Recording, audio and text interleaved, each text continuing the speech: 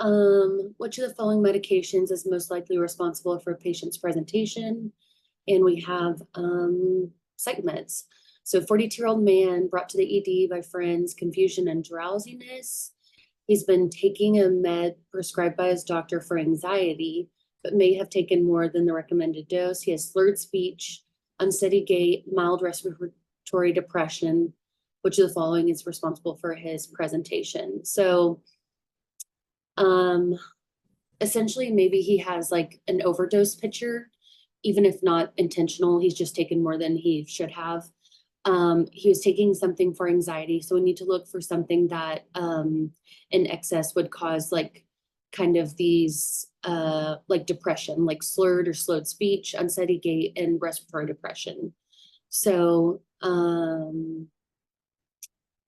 okay, so we have diazepam, which is like a benzodiazepine. um, which we do use to like sedate patients. So it could potentially be an answer.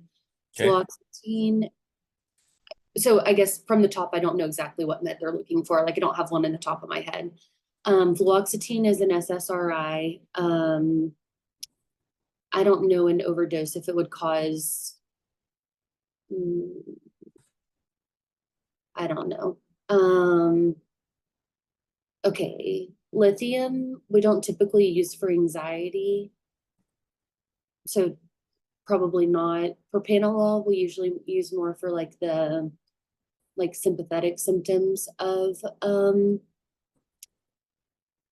anxiety. So it could be like it's a beta blocker. So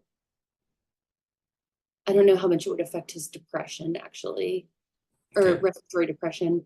And then risperidone is like an antipsychotic. I think I would um so I think I would probably go with diazepam. I don't know if that's the best answer, but that's what I would choose at this point. Yeah. So, I always think just, the way I would go about this is, it has to be an anxiety medication. So you're very limited in what it can be, right? Of course, general anxiety can be treated by SSRI, but lithium is usually bipolar.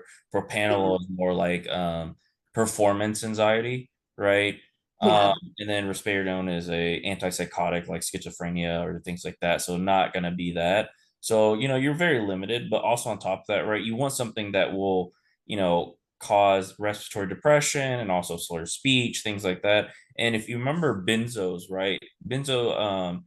Diazepines, they work very, very similar to alcohol, right? They work on the same, very similar GABA channels. Uh-huh. So the reason why I mentioned that is, when someone's very, very intoxicated, they have slurred speech, they have bad balance, right? So that's why, A is going to be your best answer here. Okay. Do they